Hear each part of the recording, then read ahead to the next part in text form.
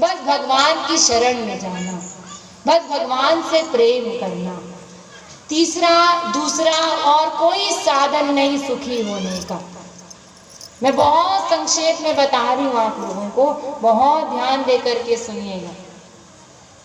अगर सुखी होना है सदा के लिए, आप चाहते हो कि आपका परिवार ठीक ठाक चलता रहे, आपका गृहस्थ भी ठीक ठाक चले, सदा आप सुखी भी रहें और आपका गृहस्थ भी ठीक ठाक चले, तो हर चीज के लिए बस एक ही साधन है कि भगवान की शरण में जाओ, उनकी भक्ति करो, उनकी पूजा करो, बस। और कोई साधन न कभी हुआ था, न कभी अनंत काल तक हो सकता है। कोई शास्त्र दूसरा साधन आपके सुखी होने का बता ही नहीं सकता। इसलिए प्रहलाद जी ने भागवत में कहा है, न दानम न तपो नेज्या न शौचम न व्रतानि च प्रियते मलया भक्त्या हरिरन्यद विडम्बनम। 7वें स्कंद के 7वें अध्याय का 55वां श्लोक है। भागवत में प्रहलाद जी स्वयं कहते हैं, ए मनुष्यों, मेरी बात ध्यान देकर के सुनो। मैं, जिसने 5 साल की उम्र में ही भगवान को प्राप्त कर लिया, नरसिंह भगवान साक्षात प्रभु मेरे लिए अवतार लेकर इस धरती पर आए, तो कैसे आए? मैंने 5 साल में कैसे भगवान को पाया? तो स्वयं प्रहलाद जी कहते हैं, न दानम न शौचम न व्रतानि, ना दान करने से, ना शास्त्र वेद पढ़ने से, ना व्रत आदि करने से, कोई क्रिया करने से सुखी नहीं हो सकते, भगवान नहीं मिल सकते, सुखी नहीं हो सकते। ध्यान दीजिएगा एक एक शब्द पर। अगर सुखी होना है, प्रहलाद जी कहते हैं, तो बस एक ही उपाय है। क्या? प्रियते मलया भक्त्या, भगवान की भक्ति करो, भगवान की शरण में जाओ।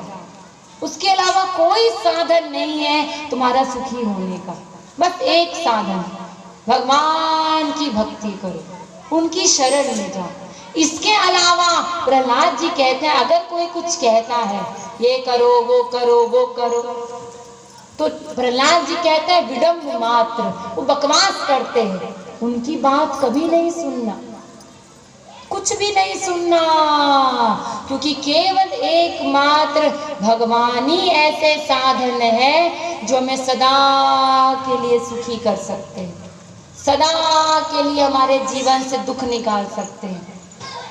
सब में कोई हो, चाहे वो ध्रुव हो, चाहे प्रहलाद हो, चाहे मीरा हो, चाहे नानक हो, कोई संत हो, सुदामा हो, सबके दुखों को किसने दूर किया? भगवान ने। द्रौपदी ने क्या किया? भगवान की शरण में गई। जब तक संसार में भीख मांग रही थी, हे पतिदेव रक्षा करो, हे गुरुजन भीष्म पितामह रक्षा करो, दुर्योधन से दुशासन से बचाओ, किसी ने सहायता नहीं की। लेकिन जैसे भगवान की शरण में गई, भगवान को पुकारा, भगवान ने उसकी रक्षा कर दी। सुदामा किसी के पास नहीं गया, केवल भगवान की शरण में गया, भगवान ने उसकी दरिद्रता दूर कर दी, उसके सारे दुख हर लिए, उसको सदा के लिए सुखी कर दिया। ध्रुव क्या किया? ध्रुव ने भी क्या किया? सीधा उसको पिता का राज्य चाहिए, पिता का प्रेम चाहिए था, तो क्या किया? संसार में भीख नहीं मांगी, बताइए पंडित जी क्या करूं, बताइए ज्योतिषी जी क्या करूं, नहीं, सीधा भगवान की शरण में गए। देखो कितना कुछ मिल गया उसको। प्रहलाद ने क्या किया? इतने बड़े राक्षस का पुत्र था, दिन रात अत्याचार सह रहा था, फिर भी वो क्या किया? किसी के शरण में नहीं गया, केवल भगवान की शरण में, हर कष्ट से बचा लिया भगवान ने उसको। बताइए, सांपों की कोठरी में डालता था, उसको आग में बिठा दिया, क्या नहीं क्या प्रहलाद के साथ, फिर भी उसको एक कष्ट नहीं हुआ, बाल बाका नहीं हुआ उसका। क्यों? क्योंकि वो केवल भगवान की शरण में चला। क्योंकि सब जानते हैं, हर ग्रंथ जानता है, हर संत जानता है कि केवल भगवान की शरण में जाने से ही जीव के सारे दुख जा सकते हैं। केवल भगवान के पास जाकर उनकी भक्ति करने से ही सारे दुख जा सकते हैं। सदा के लिए जीव सुखी हो सकता है केवल भगवान की शरण में जाने से। प्रहलाद ने क्या किया? भगवान की शरण में गया तो सोचिए कितना राज्य दे दिया भगवान ने उसको। एक कल्प तक प्रहलाद पूरे सृष्टि पर राज्य करता रहा। क्या नहीं था उसके पास? इतने महल, कितनी सेनाएं, सोना चांदी सब था उसके पास।